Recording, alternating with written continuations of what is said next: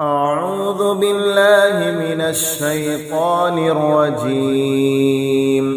بسم الله الرحمن الرحيم. أرأيت الذي يكذب بالدين فذلك الذي يدع اليتيم ولا يحض على طعام المسكين. فويل للمصلين الذين هم عن صلاتهم ساهون الذين هم يراءون ويمنعون الماعون.